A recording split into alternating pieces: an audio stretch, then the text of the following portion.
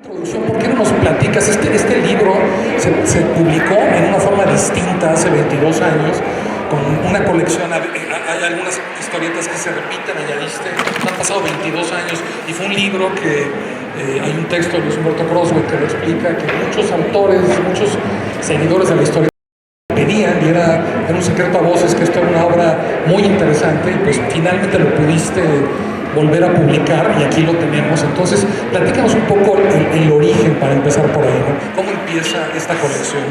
De hecho, gracias, pues bienvenidos, gracias por su visita a la Feria del Libro, gracias. Sí, es una historia larga que data de 1998. En la edición actual aparece en la solapa la imagen en pequeñito de la portada de la primera versión de este libro. Fue en ese entonces, ya para 1998, este libro recopilaba 10 años de haber estado haciendo historietas, o sea, del 88 al 98, 10 años de historietas que había hecho, pues sobre todo de manera independiente, para algunas revistas, fanzines. El primero de hecho era un ejercicio escolar de cuando todavía estaba en la carrera. Y ya publicábamos una revista de historietas que se llamaba El Gallito Comics, que era una revista de historietas diversas con muchos autores, que tenía un tiraje muy pequeño, circulaba sobre todo en los ambientes medio alternativos de la época de la escena rockera de México en esos años, de los primeros años del rock en español. Las primeras portadas de esa revista, por ejemplo, tenían alusión a grupos de rock mexicano, El Personal, Tex-Tex, Maldita Vecindad, Café Tacuba, que eran grupos incipientes en esos años, y en esa marea, digamos, de contracultura medio marginal que se daba en esos años en México, mi generación, que estábamos todos más o menos alrededor de los 20 años, empezamos a hacer las historietas. Nosotros decíamos que queríamos hacer las historietas que nos gustaría leer, como que había una cantidad de temas y de estilos de dibujo que no encontrábamos en los puestos de periódicos, ¿no? O sea, nosotros habíamos nacido cuando era el declive de la época de oro de la historieta mexicana. Algunos de nosotros nos tocó Rarotonga, Chanoc, todavía muy de pasadita, La Familia Burrón, pero todos esos años como de la historieta mexicana viejita, digamos, que conocían nuestros padres y con los que habían ellos ejercido la lectura, ya había prácticamente desaparecido. Lo que nosotros podíamos encontrar en los puestos de periódicos era sobre todo los sensacionales, ¿no? Sensacional de luchas, el libro vaquero. Pero nosotros, como jóvenes lectores y como jóvenes creadores, pues no nos identificábamos con ese trabajo y empezamos a hacer nuestros propios temas. Hacíamos publicaciones pequeñitas, fanzines, fotocopias que se distribuían cuando se podía, en fin, y hacíamos ahí nuestros pininos, y empezó a publicarse esta revista dirigida por Víctor del Real, un editor independiente que se dedicaba a cuestiones de cultura sobre todo, y él emprendió el proyecto de la revista Gallito Inglés, Gallito Comics después, y bueno, así fuimos haciéndonos como autores de historietas, ¿no? Que contábamos lo que queríamos contar, hacíamos los temas que nos interesaban, pues cuestiones adolescentes, muy de cara a la realidad. No nos interesaba el cartón político, pero todos habíamos crecido viendo cartón político, Helio Flores, Naranjo, todos estábamos muy influenciados por Rius. También a ti te tocó todavía Rius, ¿no, Octavio? Pero por supuesto, muy lo que me tocó en el CCH, beberme todo lo que había en el CCH Oriente de Rius. Claro, entonces Rius nos formó políticamente, nos formó como lectores y en alguna medida nos formó como autores también, ¿no? Porque le dotó a nuestra creación, a lo que nosotros queríamos decir, de una intencionalidad que tenía que ver con nuestra realidad, ¿no? No necesariamente política. Mis temas, ustedes lo podrán ver si gustan hojear el libro, podrán ver que los temas que a mí me interesan son temas pues mucho más íntimos, digamos, asuntos de pareja, la violencia familiar, la violencia urbana, temas como de una cotidianidad más íntima, digo yo, ¿no? Entonces, pues eso eso fue el semillero un poco de los temas y del contexto en el cual empecé a formarme como dibujante, como autor de historietas, y mi trabajo mientras tanto fue hacer ilustraciones para revistas, para editoriales, carteles de diferentes cosas, portadas de libro, en fin, pues como trabajador independiente uno como dibujante hace siempre un poco de todo, ¿no? Entonces, digamos que eso fue ahí, se concretó el primer volumen. Yo le sugería a Víctor del Real que si podíamos empezar a hacer con la revista de Gallito Comics libros temáticos de cada uno de nosotros, o sea, con todo lo que ya habíamos publicado en la revista, que se juntaran los negativos y armáramos un libro de autor, ¿no? Con el recopilado de cada uno de ellos. Como que no le interesó la idea, pero entonces yo me puse a juntar dinero con la familia y ahorrando yo de la chamba, y salió esa primera versión del libro. Pero eran 1000 ejemplares, o sea, una vacilada, ¿no? 1000 ejemplares no son nada. Se acabaron muy pronto, muchos se perdieron allí en la distribución. Y es hasta, pues, ¿qué? 30 años después, más o menos, que 98, 2008, 2018, sí, como 20 años después, que con estos cuates de Pura Pinche Fortaleza Comics, que son un sello independiente, pues decidimos, me acerqué yo a ellos, les propuse la posibilidad de la reedición, y pues se animaron, así que así sale la segunda edición, ¿no? La reedición 20 años después. Y esto que cuentas, que es muy claro, el hilo temático de 22 años de historieta, en realidad, como ya dijiste, este interés por la pareja, los espacios íntimos, la violencia de la ciudad, ¿por qué no nos cuentas alguna de estas?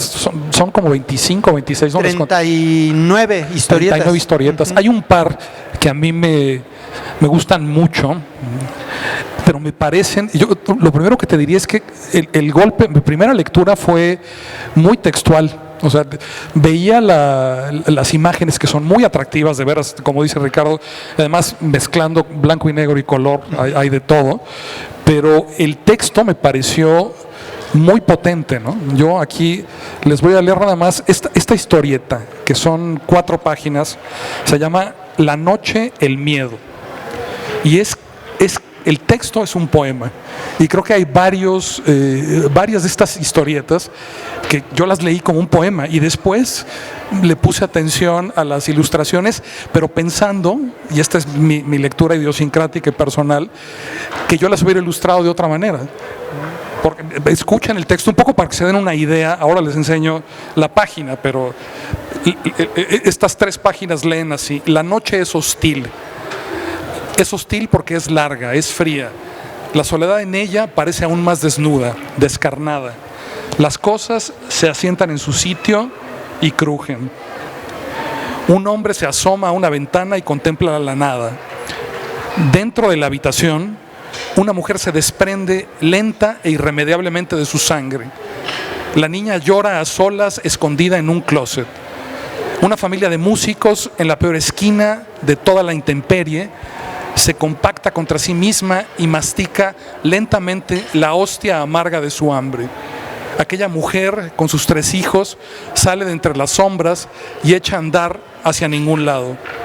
Un perro se arrincona, tembloroso, y percibe la muerte trepando por sus huesos. En tanto, en una celda helada, el hombre escucha a través de su negra capucha de hule unos pasos que se aproximan inexorablemente por el pasillo. Comienza a llover, y en los delirios de un joven arropado de angustias hay monstruos que en un vacío infinito gritan. La noche es cruel, es hostil, recién ha comenzado y anda lento. El texto es precioso y es tuyo. Por ejemplo, esta historia en concreto, ¿cómo nace? ¿Escribiste el texto, tuviste las imágenes y luego hiciste el texto? Pues prácticamente todas las historietas de las que yo soy el autor, como en este caso del texto y de la imagen, surgen primero como una idea temática, más bien, ¿no? En este caso la noche como el momento del día que para mí encarna todas esas cuestiones que expreso ahí en esas frases, ¿no? La noche para mí en ese sentido es como un sentimiento. que expreso a través de las diferentes situaciones, de las diferentes viñetas literarias, digamos, o textuales que hay, ¿no? Entonces, es ante todo un tema. Por lo general, eso es lo que la semilla inicial de la cual va brotando y germinando. Las frases que luego ya voy a ir construyendo como texto, y en un tercer momento las imágenes. O sea, ya una vez que está escrito el texto, pienso en qué imágenes van a ser las que acompañen esas palabras.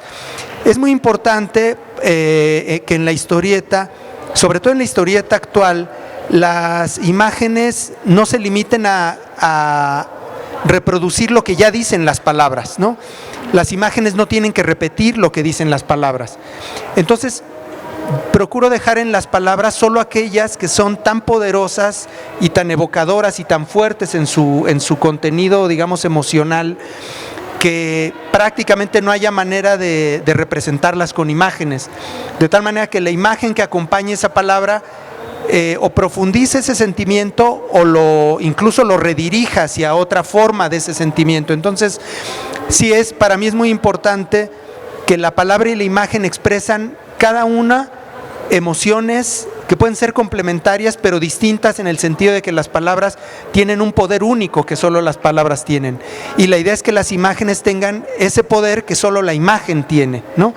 Entonces, sobre todo, como yo creo que ocurre con todas las creaciones, sea pintura, obra de teatro, novela, un guión de cine, yo creo que ante todo tiene que ser algo que sea tan fuerte, que nos resuena tan fuerte a nosotros en lo personal, de manera tan intensa, que necesitamos expresarlo, ¿no? Entonces, en este caso, la idea de la noche y todas estas imágenes, para mí era toda la hostilidad que puede representar el momento del día en el que la mayoría duerme, pero hay gente que está viviendo sus peores tragedias en ese momento, ¿no? Que es lo que procuro representar allí. Entonces, pues es eso, ¿no? Una idea que surge, que entraña, por supuesto, una cantidad de sentimientos y de imágenes, de situaciones, y que luego me doy a la tarea de acompañar con dibujos, ¿no? Y luego, bueno, claro, ahorita estás hablando de cómo una imagen contradice, complementa, dialoga con el exacerba, texto. Pero luego como esto es experimental y es muy personal, el juego se va haciendo cada vez más complejo. Tienes una historia que también me encanta, México Año Cero, que está narrada en dos planos, ¿no?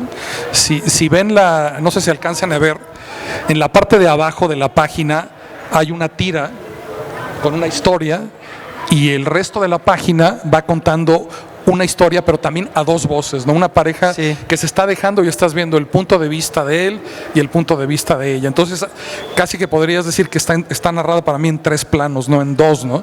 Claro. Y es súper interesante ver la página, ver el diálogo entre las dos historias y luego el diálogo entre las dos historias de la parte superior. Una historia como esta, por ejemplo, ¿cómo la imaginas? ¿Cómo se desarrolla? ¿Y cómo decides llegar a una estructura tan compleja como esta, no? Pues aquí en el libro además está toda mi vida de los últimos 30 años, o por lo menos momentos muy significativos, y esa, por supuesto, pues es una separación mía, ¿no? Entonces, lo que yo quería allí, pues aparte de conjurar un poco la historia personal que estaba yo viviendo, pues era representar también como los estados de ánimo, ¿no? O sea, para mí es muy importante lo que quiero que transmita en términos sentimentales la historia, ¿no? Entonces, una ruptura para mí en ese contexto estaba acompañada, o quería que fuera además acompañada, para reforzar la sensación de pérdida y de final e inicio, porque cada final es un inicio, ¿no? Entonces, en la historia, en esa pequeña historia, que son 6 páginas, pues hay un bebé que muere en manos de una mujer que está pidiendo dinero en la calle, hay una pareja de gays, de los cuales uno fue a visitar a un amigo que está enfermo de SIDA en el hospital, y está la pareja, digamos, en la que transcurre la historia principal, que se están separando, ella está terminando con él. Entonces, Para mí, ahora que hablas como de la complejidad de la historia, en realidad es como poner juntas una serie de situaciones que tienen el mismo eje conductor. Algo que termina, algo que da miedo o algo que termina mal, pero que finalmente da paso a algo que va a continuar, ¿no? O sea, a pesar de que el bebé muere en manos de la señora que lo tiene en sus brazos en la calle, pues la mujer sigue viva, la pareja de hombres, pues no sabemos qué vaya a ocurrir con ellos, la pareja principal se separa, pues, pero finalmente cada uno agarra su camino. Entonces, pues digamos que no me planteé la complejidad en términos estructurales, sino que fue una consecuencia de una decisión de querer poner juntas cosas que se ayudaran entre sí a reforzar el sentimiento que quería expresar, ¿no? Entonces, ¿cómo le añado o qué le añado a esta historia para que fortalezca el sentimiento de desolación o de preocupación o de angustia o de tristeza que siente la pareja principal? Cada uno de los personajes que están ahí presentes está angustiado o tiene miedo de algo que está pasando, que le está pasando y que no sabe qué hacer con esa situación, ¿no? Entonces, de allí surge esta dificultad a la que se están enfrentando todos, y por eso la tirita de abajo, la tirita que aparece abajo, es a la vez una metáfora, ¿no? O sea, es un personaje como un payaso, vestido de payaso, que entra a escena y empieza a malabarear con sus clavas de malabarista. 1, 2, 3. Y entonces cada vez malabarea con una más, hasta que llega un momento en que son tantas que se le caen, porque más así me sentía yo, ¿no? O sea, mi sentimiento personal de vida, de lo que me estaba ocurriendo en la vida en ese momento, era una sensación de que tenía demasiadas cosas, estaba malabareando con muchas cosas y de que eso siempre algo se te acaba cayendo, ¿no? Y es que me parece un ejemplo perfecto, no solo de tu trabajo, sino de lo que el cómic hace, que solo el cómic puede hacer. O sea, como en una página, solo en el golpe de una página, entiendes perfectamente que eso es lo que está pasando, ¿no? Que todas estas historias están conviviendo en un mismo espacio y que adicionalmente hay un comentario sobre todas, que tiene que ver con el azar, con la dificultad de ir manejando la vida como se nos va dando, que es cada vez más compleja y nunca se soluciona, y no hacemos más que acumular complejidades. Y algo muy importante de la historieta, y lo saben todos los que han leído historieta, que es todo mundo, es que la historieta tiene la capacidad y demanda del lector algo que no tienen las palabras, que es completar las partes de la historia que no están contadas, ¿no? Por eso los teóricos de la historieta hablan mucho de la importancia que tiene en una historieta el espacio en blanco entre viñeta y viñeta, ¿no? Este carrilito blanco que hay entre cuadrito y cuadrito, en realidad es lo que el lector le pone de extra, ¿no?, a la narración. Un libro tiene que decirnos todo con palabras y nosotros tenemos que ir entendiéndole, ¿no?, a fuerzas. Y a una historieta también, pero a la historieta tenemos que estarle complementando todo el tiempo lo que el dibujo. En cada viñeta hay un salto en la historia. Vemos a un personaje que está saliendo de su casa, por ejemplo, y de repente lo vemos ya subido en el camión, ¿no? Entonces, lo que pasó en ese espacio, el cerebro lo completa, ¿no? Y eso, por ejemplo, es una de las cosas que solo la historieta tiene.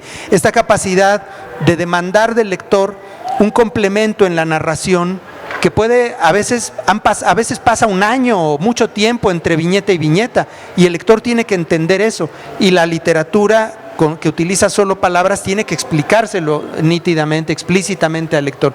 Y la historieta en ese sentido pues es un lenguaje que tiene unas características personales que nos permiten hacer ejercicios narrativos pues bien maravillosos para mí, ¿no? Porque podemos precisamente apelar a historias que incluso son mudas. El fragmento del malabarista, del payaso que se le caen las clavas, pues ni siquiera tiene palabras. Ese solo transmite un sentimiento en el lector, una idea de, no, pues este pobre cuate se le hizo bolas el engrudo y se le echó todo a perder, pues porque trató de abarcar más de lo que quería, ¿no?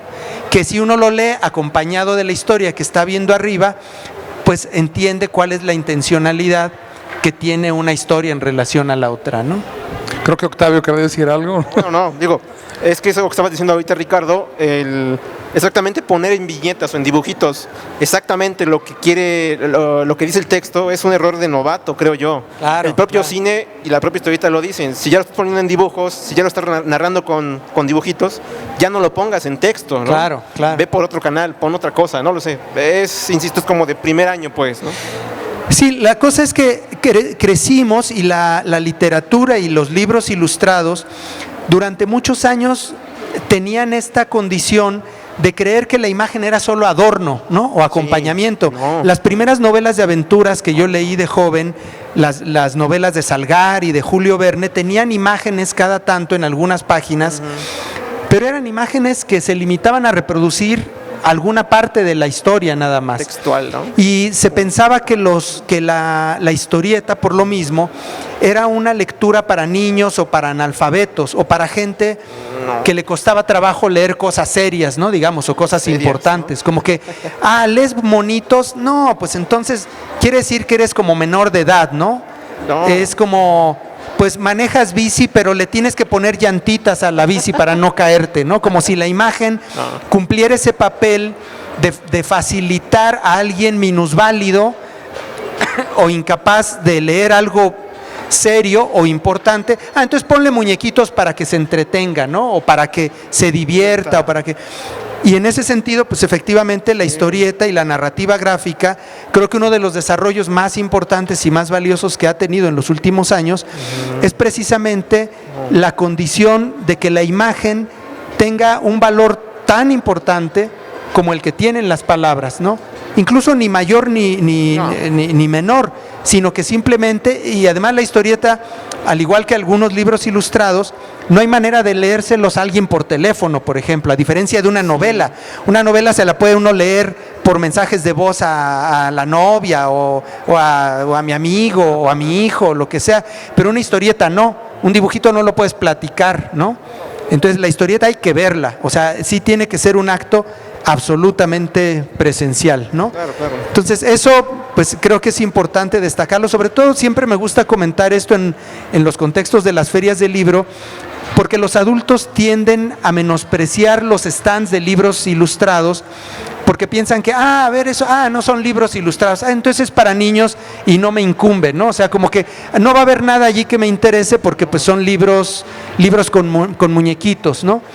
Bueno, para comenzar que presentamos ahora y el de Octavio del que hablaremos ahora, son libros para adultos en el sentido de que demandan del lector pues una historia de vida que te permite entender, pues por lo pronto, por ejemplo, guiones en donde parejas se separan, o sea, son temas que no es que estén prohibidos para los niños, sino que sencillamente un chavito de 10, 12 años puede no interesarse por la mayoría de estas historietas, porque probablemente sean temas que no le digan necesariamente algo que con lo que se identifique, a diferencia de lo que sí seguramente pasaría con un adulto. Lo mismo pasa con la historieta de Octavio, que es un trabajo de una línea de historieta que se ha desarrollado además mucho en los últimos años, que es de historieta como periodística y testimonial. Y es una historieta que habla, por ejemplo, sobre las policías comunitarias en Guerrero, un tema además de enorme actualidad. Así que, pues sí, eso me gusta comentar en las ferias del libro, ¿no? Que como lectores ustedes se permitan recorrer los stands de los libros ilustrados y ojéenlos sin miedo, porque seguramente van a encontrar muy gratas sorpresas, y además cómprenlos aunque no tengan hijos. Si los leen y además se lo quieren regalar a algún niño, a alguna niña conocido o así, también, ¿no? Pero no tengan miedo a comprar libros ilustrados para consumirlos ustedes como adultos, ¿no? Eso creo que hay cada vez más oferta y más variedad y más calidad de oferta en los libros ilustrados, ¿no? Digamos que eso sería con lo que cerraría por lo menos esta parte, ¿no? Que se permitieran recorrer los libros ilustrados. En particular, bueno, porque además es la que considero mi casa editorial, el Fondo de Cultura, la colección de libros de literatura infantil y juvenil que posee el Fondo de Cultura Económica, aparte de tener unos precios muy accesibles, tiene una calidad de contenido, de imagen y de contenido literario extraordinarios. La colección de libros ilustrados a la orilla del viento del Fondo de Cultura Económica Económica, es uno de los acervos más serios y de mayor calidad de las editoriales de nuestro país, ¿no? También ahora empezó a publicar novela gráfica. Esta es una versión de una novela policíaca mexicana, la que inauguró el género negro, el género policíaco en nuestro país, que fue El complot mongol, de Rafael Bernal, y esta es la versión en historieta que se coeditó entre Fondo de Cultura Económica y la editorial Planeta, Joaquín Mortiz, pero la colección popular novela gráfica, que es de reciente aparición de la nueva administración del Fondo de Cultura Económica, pues se las recomiendo muchísimo también, porque son, sobre todo ahorita, algunos clásicos que se están empezando a publicar, están en el lado de por acá, en la mesa del Fondo de Cultura Económica, y pues vale mucho la pena también. Y pues me gustaría darle la palabra a Octavio para que nos cuente cómo ves de su proyecto, de que nos platiques un poco cómo surge este libro de Nuestros derechos serán justicia. Gracias. Que además antes tenía otro título, que a mí me gustaba más. ¿Cómo se llamaba? Me estaban entrenando como un pinche sicario, pero bueno, ahí puede que regrese, puede que no el título. Yo no sé, no le he puesto al amarillismo en los títulos, o que sean ese tipo de títulos como que golpean, Claro. pero que pueden vender muy bien a lo mejor, no lo sé. Aún está por verse, pero bueno, oficialmente esta edición, gracias, se llama así, Nuestros derechos serán justicia. Gracias pues a la invitación de Ricardo, a la invitación del resto de la brigada, y pues me da mucho gusto después de este encierro de mucho tiempo reinaugurar actividades públicas aquí en Iztapalapa, en Más mi en casa, tu tierra natal. por casi 27 años. Bueno, el tema pues es Nuestros derechos serán justicia, es una recopilación. No se nota que es una recopilación, he tratado de que no se noten las costuras, de que es una adaptación de muchas notas periodísticas de periodistas de veras, Pepe Reveles, Rafael Rodríguez Castañeda, Blanche Petrich, Sósimo Camacho. Y básicamente surge por mi incapacidad yo no soy escritor de cómics. Lo que hago aquí es adaptar esas notas y darle más o menos una forma de narrativa, ¿no? Dibujo más o menos desde hace un tiempo y le pongo dibujos a esas notas, y eso es el resultado de casi 6 años de investigación, trabajo, pausas en este trabajo, ¿no? Básicamente el fenómeno de la policía comunitaria de Guerrero, desde que me enteré por noticiarios y por canales como Canal 6 de Julio, básicamente por sus notas y por sus trabajos, acerca de este fenómeno, ¿no? Gente que se está armando y defendiéndose de delincuentes cerca de su casa, de sus poblados, ¿no? Aquí podría sonar raro, pues, no en las ciudades, pues, pero en la Sierra de Guerrero, en la zona de costa o en Tierra Caliente, pues no es tan raro, ¿no? Y no está tan lejos de aquí. Entonces, a grandes rasgos, lo que cuento ahí es el estado de guerra tal cual, de guerra de baja intensidad o de guerra tal cual, con desplazados, con desaparecidos, con muertos, con despojo de tierra que hay en Guerrero y que es una realidad al día de hoy, ¿no? Esto que les vengo a presentar hoy es una cápsula de tiempo de hace 10 años más o menos, ¿no? Justamente cuando estaba, creo que lo peor del delirio de esta guerra contra el narcotráfico, es cuando más se recrudece, más la gente se preocupa y se organiza para hacer algo, y peor se pone la cosa pues en Guerrero, en varias de las cabeceras municipales, pues, ¿no? Entonces, Pero además son conflictos que siguen hasta la fecha, ¿no? Claro, De hecho. pues sí, se siguen atomizando todavía más, ¿no? Digo, justo cuando estaba acabando de cerrar las últimas páginas en 2018, me estaba dando cuenta de que lo que ya estaba contando ya estaba cambiando. Entonces digo, ahí hay una gran bronca de tomar como tema un tema que no se ha concluido, para un libro que puede tardar mucho tiempo en realizarse, ¿no? Porque puede que cuando lo termines ya haya cambiado la cosa completamente, ¿no? Entonces, bueno, ahí traten de hacer historias, si les van a hacer algún día o contarlas, sobre historias que ya se concluyeron, porque esto sigue en desarrollo, desafortunadamente y por desgracia, ¿no? Me gustaría, dime. Quiero comentarles que, de hecho, la historieta testimonial, periodística, es uno de los géneros de la historieta que más se han desarrollado. Y te preguntaría a ti, Octavio, ¿cómo decidiste irte por esta línea, ¿no? Del tema, porque además es una forma de hacer política también, ¿no? Pues sí, te significa. Digo, decidirme básicamente es porque primero nadie estaba contando algo como esto en formato de cómic, primero. Trabajos documentales hay pocos, insisto, Canal 6 de Julio, Montaña Tlachinolan, este centro de derechos humanos, ha sacado un par de materiales también, pero muy, muy pequeñitos y de muy poco alcance, pues, más allá de, ahora ya con YouTube, pues, pero antes de YouTube era dificilísimo acceder a esto, ¿no? Entonces, bueno, creo que esto, el cómic como tal, funciona, como decías, para que lo pueda leer más gente sin necesidad de una plataforma tecnológica como un teléfono o una computadora, o ni siquiera en una feria de libro, pues. Es mucho más sencillo acceder, me parece todavía, en regiones del país, concretamente pues de Guerrero precisamente, acceder con cómics o con novelas gráficas o con materiales pues, que pueden ser accesibles más allá de los que la tecnología puede ofrecer hoy. Eso también me ha significado importante, me ha significado mucho para poder acceder o tomar este tema, ¿no? Y también que los monitos llegan a donde no llega la tele. Exactamente, y nadie lo está haciendo tampoco. Digo, hay comunidades en las que no hay energía eléctrica, ni tele, ni Netflix, ni internet. Claro. A duras penas puede haber teléfono. Claro. Entonces digo, creo que sigo reivindicando al cómic, a lo mejor estamos de acuerdo, ¿no? Como un buen vehículo para comunicar ideas. Claro. Ideas, o ya no digamos ideas, historias que entretengan, que emocionen, que aterroricen si tú quieres, que te hagan caer 2, 3, 20 Claro. y que se están quedando esas historias por ahí, me parece que sin contar, frente a este vértigo de noticias cuando las hay, que caen un día y ese mismo día desaparecen y llega otra, y llega otra, y llega otra. Esto no. Esto creo que me parece que permite el cómic que estas historias se cuenten de forma más larga, quizás hasta más pausada, con otra amplitud, a otro ritmo, y que puedan tener otra retención, no digo que memorización, otro impacto, otra trascendencia en la memoria de quien lo lee.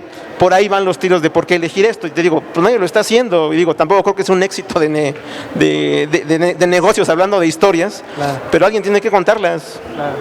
Es por eso, básicamente. Sí, es también una decisión ética, ¿no? O sea, no solo una decisión profesional y temática, sino también una decisión ética de a qué cosas le pone uno imágenes y a qué cosas le pone uno interés, porque finalmente el papel acaba siendo memoria, ¿no? Entonces el hecho de que una historia de zonas del país que no están en el foco de lo que está ocurriendo en la ciudad, pues acaba siendo una contribución a que esa historia no se pierda también, ¿no? Pues sí, digo que al final del día ahí es donde creo que puede ser un poco no contradictorio, pero digo, mucho de lo que está ahí, les digo, son historias narradas por periodistas en sus medios en su momento, pero también yo apelo a la ficción.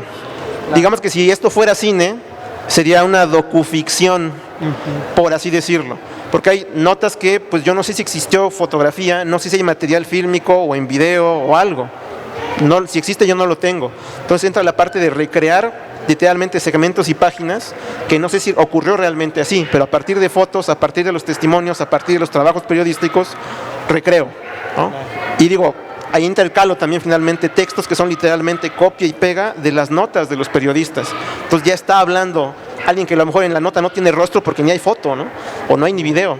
Entonces me tomo esa licencia, discúlpenme de verdad, de ilustrar esos segmentos con cosas que me figuro. Digo, no conozco Guerrero, también les aviso. No he ido nunca a Guerrero como tal, pero finalmente me baso en el trabajo del historietista. Documentas lo que no conoces hasta la saciedad, pues, ¿no? Que si esto es así, bueno, se ve así de esta fotos, forma. documentales, exactamente, video lo que sea, como tal, videos. ¿no? Digo, es la manera clásica de trabajar haciendo cómic hasta donde tengo entendido, ¿no? Claro. Sé que puede haber más maneras, pero bueno, ahí yo no innovo mucho en cómo se cuentan las historias, quizá como lo haces tú, Ricardo.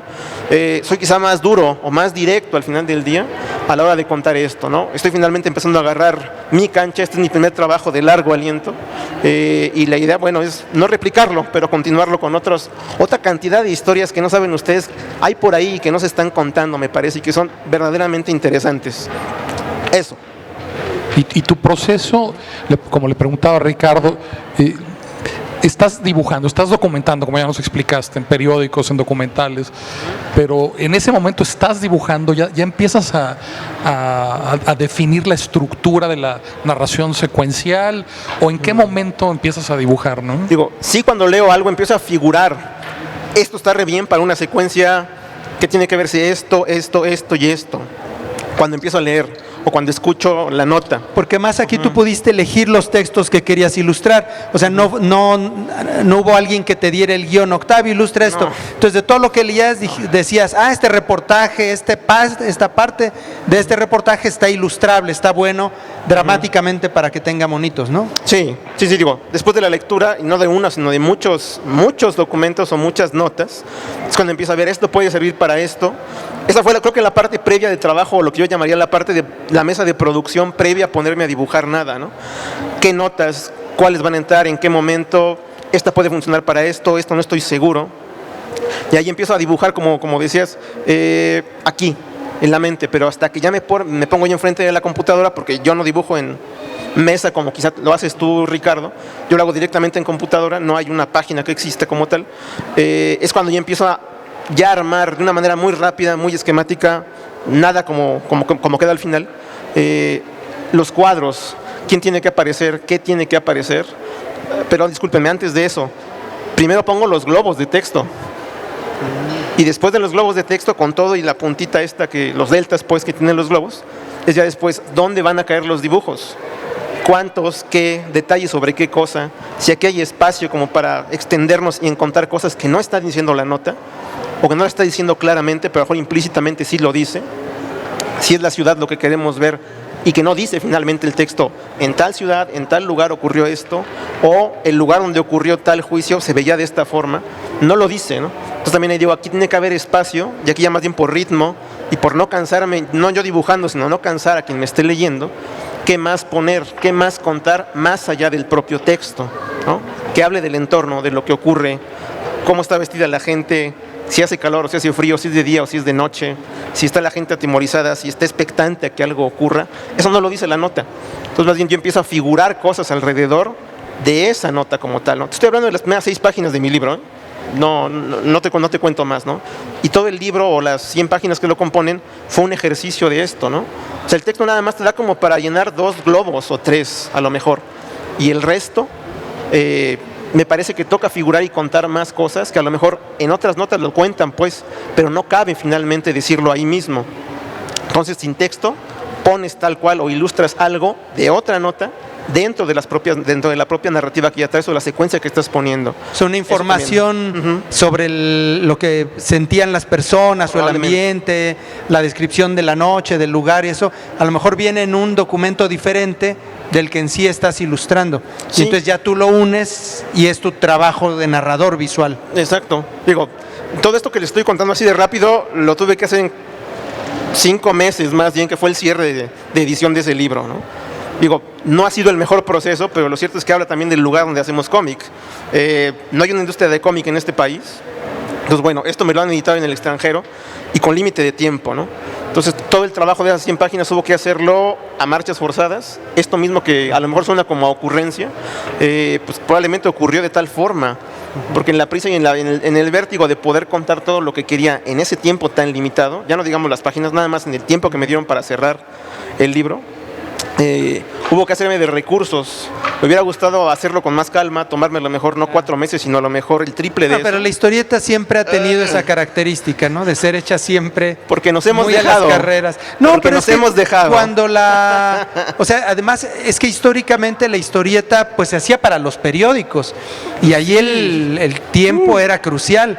O sea, la tira siguiente había que hacerla para el próximo domingo. Para mañana. Bueno, de hecho, México Para es ayer. uno de los países que ha tenido un diario de historietas, que ha tenido diarios de historietas. En la época de oro de la historieta mexicana había periódicos que tenían capítulos diarios, como si de telenovelas se tratara, y se dibujaban a marchas forzadas. Era como el Netflix de aquellos años. Sí, Así. sí, de manera brutal, ¿no? Sí, Entonces sí, la historieta es un lenguaje de por sí que tiende a dibujarse rápido. Yo las historietas que yo he hecho por lo general he dispuesto un poco más de tiempo porque no tienen plazos así de guillotina para editoriales o algo, la mayor parte de ellas. Como que las hago por mi gusto y cuando quiero. Pero eso pues da cierta flexibilidad, pero Sí, pues no. sí, por lo general siempre ha sido así, ¿no? Digo, ¿por qué ha sido así? Quizá porque no hay industria como tal. Una industria muchísimo más cercana a los autores. No sé. La industria, países que tienen una industria como Japón que produce muchísimo manga, los japoneses, los artistas japoneses de historieta viven en unos horarios absolutamente Tremendos. estresantes, bestiales, de Tremendos. jornadas de trabajo de 16 horas incluso. O sea, la verdad la política laboral de los japoneses, sí muy exitosa y muy productiva, pero aniquilante de la dignidad y la de tranquilidad mental de los creadores. Digo, también en Estados Unidos, perdón, de Sí, momento en también. este ya acaba Creo de que ocurrir. son peores los japoneses, pero los gringos no cantan más las No quiere rancheras. reconocer una de las editoriales más mainstream o más importantes de Estados Unidos al sindicato de autores de cómic. Ya están en esas, digo, van mejor que nosotros definitivamente, pero bueno, están que no los quieren reconocer. Pero sigue siendo eso, la ausencia de derechos, precarización del trabajo, y literalmente jornadas bestiales de trabajo que digo, no pueden ser. Digo, es padre hacerlo, nos disfrutamos mucho, pero nos gustaría que nos trataran con un poquito más de consideración. La ventaja además de este trabajo autoral es que al menos son las decisiones creativas que nosotros tomamos, Sí, ¿no? eso sí. O sea, porque tenemos colegas que trabajan para la industria norteamericana o para otros lados y hacen pues el contenido que les mandan. Algunos les pagan muy bien, Sí. ganan en dólares y gastan en pesos, con lo cual pues la relación Les rinde. trabajo-ingreso es conveniente, les favorece, pero también, bueno, no hacen necesariamente lo que les gusta y no hacen sus historias, no cuentan lo que ellos quieren contar, ¿no? Claro. Que es una diferencia del trabajo que estamos Sí. compartiéndoles aquí el día de hoy, ¿no? Que en eso coincidimos totalmente, ¿no? Digo, se puede decir, haces cómic, uy, estás lejos de la tranquilidad laboral. Haces cómics de autor, te alejas un poco más de la tranquilidad laboral. Haces cómic de autor y aparte te metes con temas rasposos, espinosos y feos, Claro. estás todavía más lejos todavía, ¿no? Entonces digo, yo no tengo vocación de mártir, ¿no? Ni vengo aquí a tirarme al suelo. Me gusta mucho hacer esto, definitivamente no me veo haciendo otra cosa, no como un ser feliz pues y pleno, pero definitivamente digo, hacer trabajo de autor, a hacer trabajo por encargo, prefiero mil veces hacer trabajo de autor, aunque se gane poco o se vea lejos. el Por lo poder menos ganar estar algo, ¿no? haciendo lo que nos gusta, Pues ¿no? sí, Y lo que definitivamente. queremos. Definitivamente.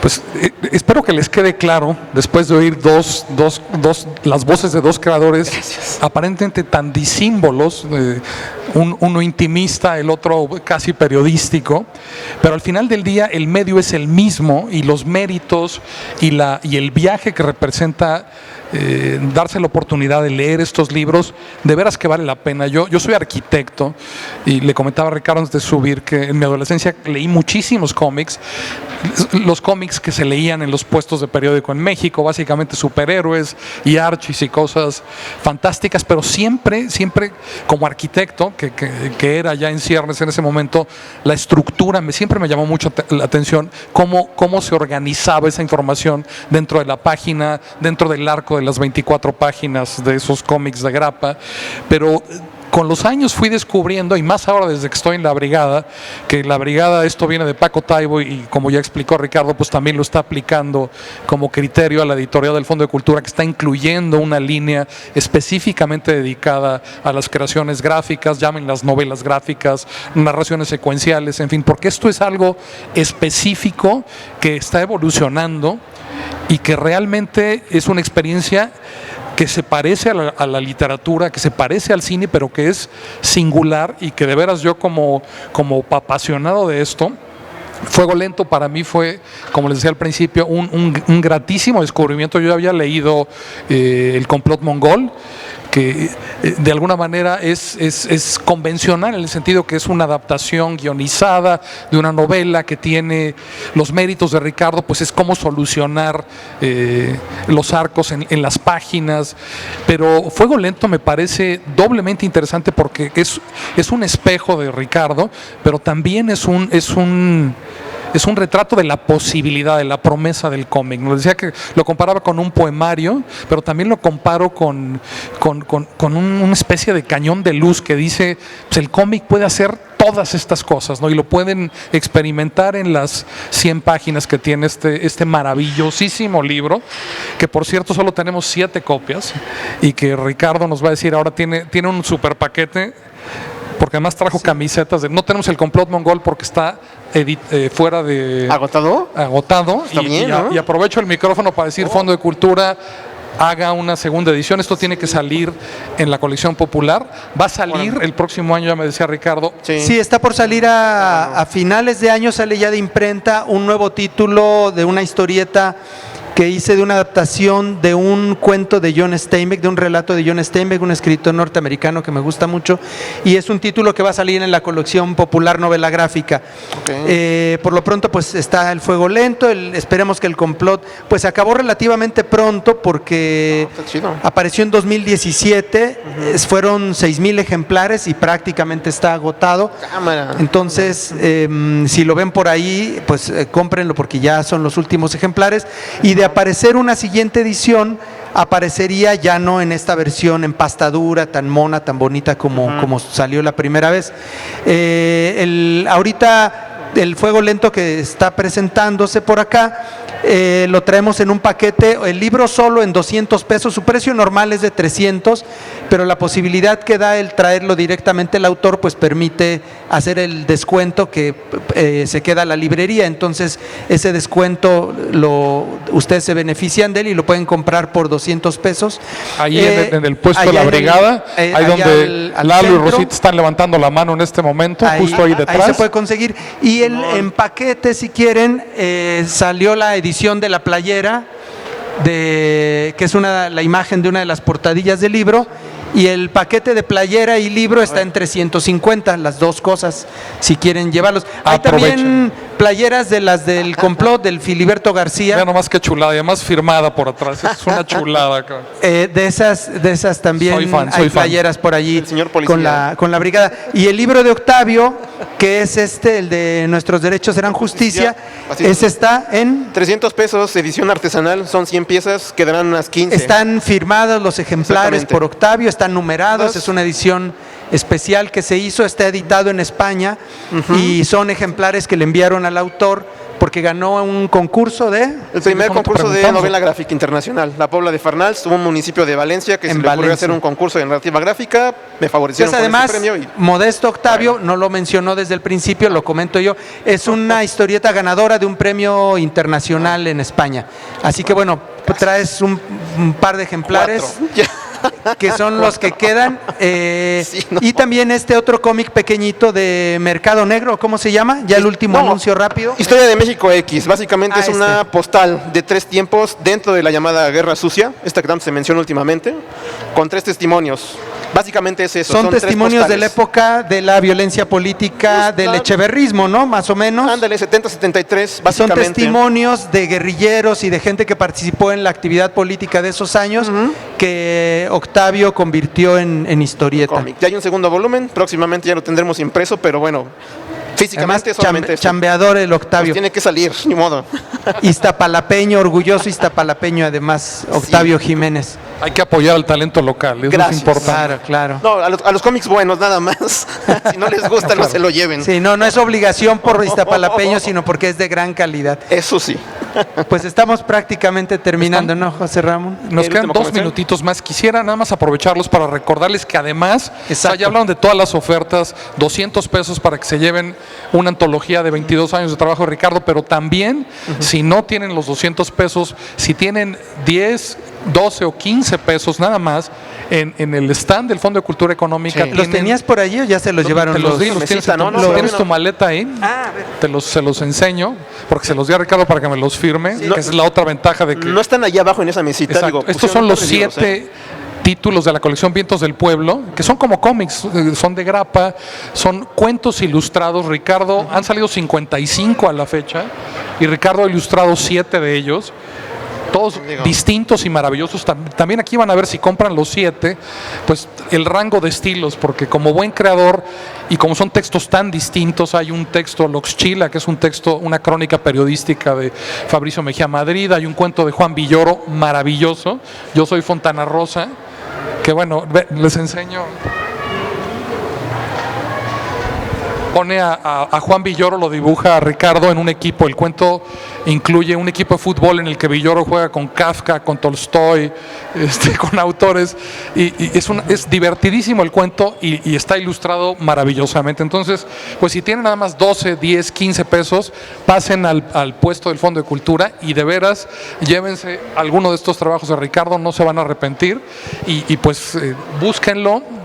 Ricardo, yo nada más te agradezco este espacio. Octavio, gracias por estar hoy con nosotros. Al contrario. Un gusto, gracias. Pues la invitación a que recorran los libros ilustrados, que se permitan perderse un poco entre ellos, que ojeen las publicaciones que traemos hoy para proponerles. La colección Vientos del Pueblo vale toda la pena.